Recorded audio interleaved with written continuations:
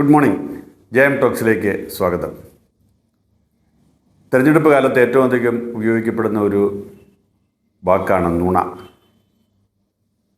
ഇപ്പോൾ തെരഞ്ഞെടുപ്പ് തുടങ്ങിയപ്പോൾ തന്നെ നേതാക്കൾ നുണ എന്ന വാക്ക് വാരിക്കോരി ഉപയോഗിച്ചു തുടങ്ങി.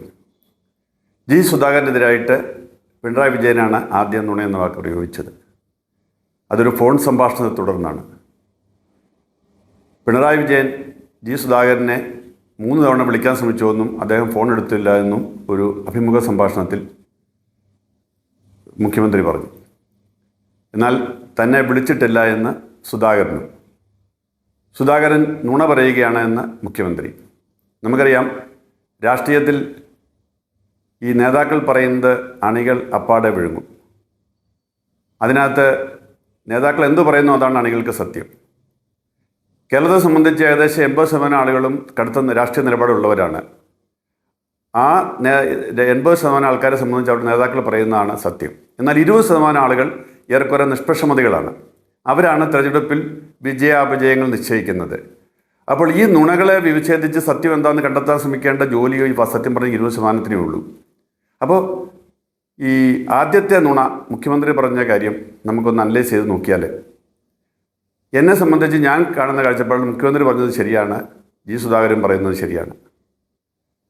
ജി സുധാകരൻ പറഞ്ഞൊരു വാക്കിൽ നിന്ന് അത് കൃത്യമായിട്ട് നമുക്ക് മനസ്സിലാക്കാൻ കഴിയും. കാരണം ഞാൻ CM-ൻ്റെ നമ്പർ CM എന്ന പേരിലാണ് സേവ് ചെയ്തിരിക്കുന്നത്. ആ നമ്പറിൽ നിന്ന് എനിക്കൊരു കോൾ വന്നിട്ടില്ല.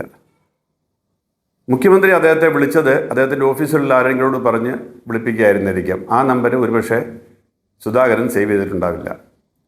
അപ്പോൾ സ്വാഭാവികമായിട്ടും മുഖ്യമന്ത്രി അദ്ദേഹത്തെ വിളിച്ചു. പക്ഷേ മുഖ്യമന്ത്രി വിളിച്ചത് അറിയാഞ്ഞതുകൊണ്ട് അദ്ദേഹം ഫോൺ എടുത്തില്ല. കാരണം നമുക്കറിയാം, സുധാകരൻ ഇപ്പോൾ വാർത്തകൾ നിറഞ്ഞു നിൽക്കുന്ന ഒരാളായതുകൊണ്ട് അദ്ദേഹത്തിന് ഓരോ മിനിറ്റിലും നിരവധി കോളുകൾ വരുന്നുണ്ടാവും. അപ്പോൾ സേവ് ചെയ്യാത്ത കോളുകളെല്ലാം അദ്ദേഹം അറ്റൻഡ് ചെയ്തൊന്നും വരില്ല. അപ്പോൾ സ്വാഭാവികമായിട്ടും സുധാകരൻ പറഞ്ഞത് സത്യമാണ്. അപ്പോൾ നുണകളുടെ പോക്ക് ഇങ്ങനെയാണ് എന്ന് മനസ്സിലാക്കാൻ വേണ്ടിയാണ്.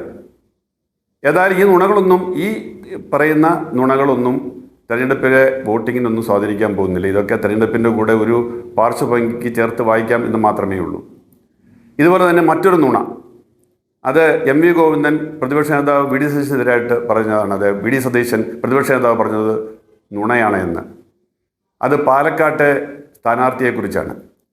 പാലക്കാട്ടെ വളരെ ദുർബലനായ ഒരു സ്ഥാനാർത്ഥിയെ നിർത്തിക്കൊണ്ട് അവിടെ BJP ജയിപ്പിക്കാൻ വേണ്ടി ഒരു CPM BJPയുമായിട്ട് ഒരു ഡീൽ നടത്തിയിരിക്കുന്നു എന്നുള്ളൊരു ആരോപണമാണ് VD സതീശൻ ഉന്നയിച്ചത്.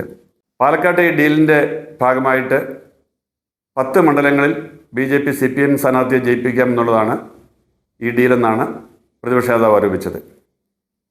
ഇത് നുണയാണ് എന്ന് VD സതീശൻ പറഞ്ഞത് നുണയാണ് എന്ന് ഗോവിന്ദൻ മാസ്റ്റർ പറയുന്നു. എന്നാൽ ഇതിനെ സംബന്ധിച്ച് ഞാൻ നേരത്തെ പറഞ്ഞ 20% ആൾക്കാർക്ക് ബാധകമുള്ളൂ. ബാക്കിയുള്ള 80% ആൾക്കാരെ സംബന്ധിച്ച് അവർ നേതാക്കൾ പറഞ്ഞതാണ് ശരി. പക്ഷേ 20% ആളുകൾ ഇത് അനലൈസ് ചെയ്യുമ്പോൾ ഒരു കാര്യം വ്യക്തമാകും. അതായത് അവിടെ പാലക്കാട്ട് ഒരു രാഷ്ട്രീയ പോരാട്ടമല്ല CPM നടത്തുന്നത്. കാരണം അവിടെ CPM ഇത്തവണ മത്സരിപ്പിക്കുന്നത് ഒരു ഹോട്ടൽ മുതലാളിയായ ഒരു സ്വതന്ത്രനെയാണ്. അപ്പോൾ സ്വാഭാവികമായിട്ടും അതിനൊരു കാരണമുണ്ട്. കാരണം അവിടെ ഏറ്റവും 1ാം സ്ഥാനത്ത് നിൽക്കുന്നത് കോൺഗ്രസ്സാണ്, 2ാം സ്ഥാനത്ത് BJPയാണ്. കഴിഞ്ഞ 2 തെരഞ്ഞെടുപ്പിലും അത് നമ്മൾ കണ്ടതാണ്. അപ്പോൾ സ്വാഭാവികമായിട്ടും അടുത്ത തെരഞ്ഞെടുപ്പിൽ ജയസാധ്യത ഇല്ലാത്തതുകൊണ്ട് മുസ്ലിം വോട്ടുകളെ ഭിന്നിപ്പിക്കുക. മുസ്ലിം വോട്ടുകളെ ഭിന്നിപ്പിച്ചത് വഴി ആർക്കാണ് ഗുണം ഉണ്ടാവുക? സ്വാഭാവികമായിട്ടും BJPക്കാണ്. അപ്പോൾ ആ ലോജിക്കലായിട്ട് ചിന്തിച്ചാൽ VD സതീശൻ പറഞ്ഞതിനകത്ത് കുറേ സത്യമുണ്ട്. അപ്പോൾ അതിൻ്റെ ഫലമായിട്ട് ഏതൊക്കെ 10 മണ്ഡലങ്ങളിലാണ് CPM സ്ഥാനാർത്ഥിയെ ജയിപ്പിക്കാനായിട്ട് BJP ഡീലുണ്ടാക്കുക എന്നുള്ളത് നമുക്കറിയില്ല. പക്ഷേ ഈ നുണകളെ ഇങ്ങനെ അനലൈസ് ചെയ്ത് നോക്കിയാൽ വളരെ തമാശാണ്. ഇനിയും ഈ തെരഞ്ഞെടുപ്പിൽ നേതാക്കളുടെ ഭാഗത്തു നിന്ന് ഈ നുണ എന്ന വാക്ക് വീണ്ടും നിരവധി ഉണ്ടാവാൻ സാധ്യതയുണ്ട്. ഓരോ നുണയും ഈ പറഞ്ഞതുപോലെ 20% ആളുകൾ അനലൈസ് ചെയ്യും, അവർ തീരുമാനിക്കും. എന്തായാലും അവരാണ് തെരഞ്ഞെടുപ്പിനെ വിജയാപജയങ്ങൾ നിശ്ചയിക്കുന്നത് എന്നുള്ളത് കൊണ്ട് അവരിത് എങ്ങനെ വിലയിരുത്തുന്നു എന്നുള്ളത് നമുക്ക് നോക്കി കാണാം.